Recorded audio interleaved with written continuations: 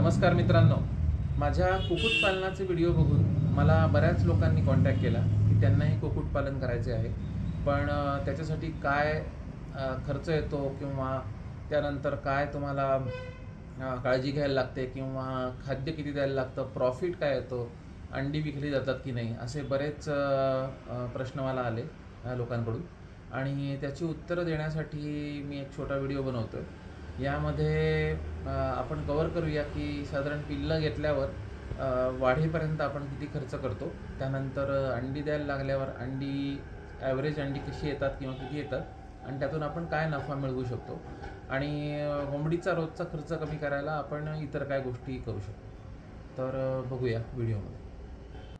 सर्वप्रथम आपण फीडची कॉस्ट इथे लक्षात घेऊया।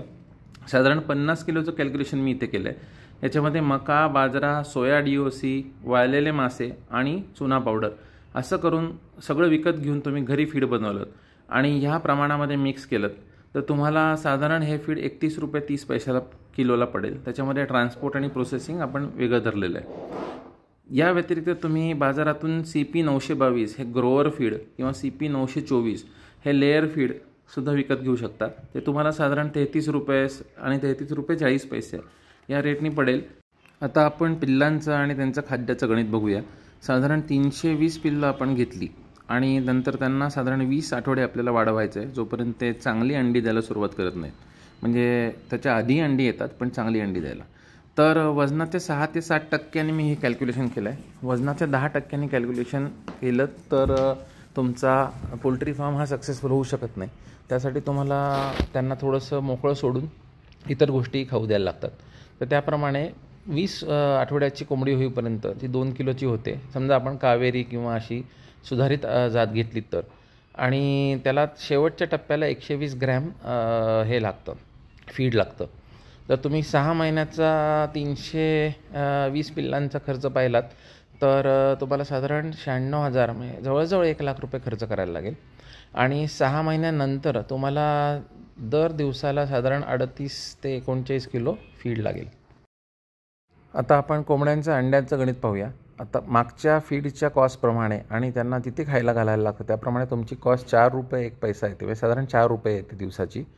ह्याला तुम्हाला कमी करायला तुम्हाला शेवग्याची पाने किंवा लसूण घास म्हणजे लूसन म्हणतात जे, त्याला वाढवून ते घालायला लागेल किंवा इतर उकिरडा तयार करून शेणाचा याचा तयार करून त्यांना इतर फीड द्यायची सोय करायला लागेल।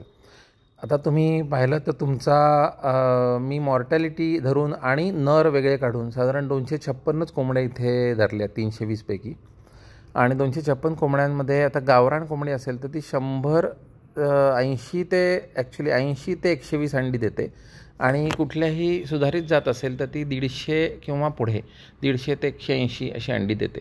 तर दोन्हीचे कॅल्क्युलेशन मी इथे मांडलेले आहेत।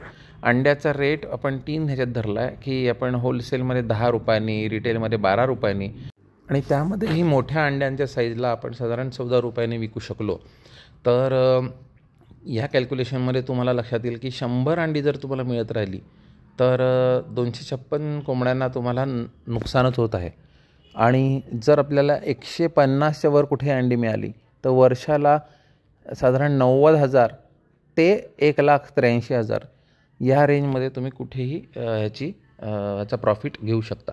याच्यामध्ये जे कोंबडे आहेत ते विकून जो नफा मिळतो तो ह्याच्यामध्ये धरलेला नाही आहे, आणि दुसरं ह्याच्यामध्ये इतर मॉर्टॅलिटी धरलेलं नाही आहे, कुठले रोग, आणि सगळ्यात मोठं म्हणजे जे वॅक्सिनेशन किंवा इतर खर्च आहे तो आम्ही धरलेला नाही। आता आपण पाहिलं की जर कोंबड्यांचा रोजचा खर्च हा 4 रुपयावर आला तर आपल्याला साधारण 1 लाखाच्या आसपास नफा मिळू शकतो।